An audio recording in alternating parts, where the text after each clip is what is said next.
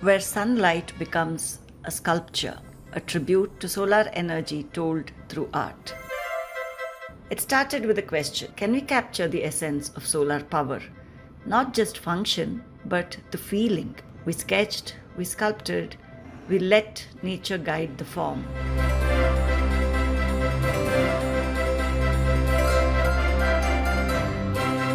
Air, water, clouds, and leaves swirling around the globe. Each element finds its rhythm in this dance of sustainability, an ode to Earth's harmony when powered by clean energy.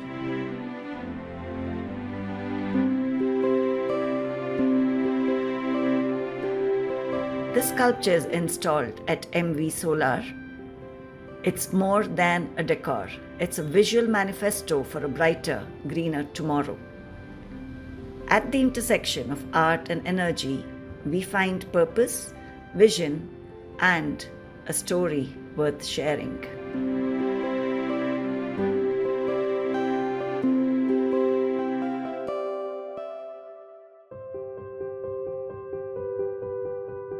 Let us tell your story.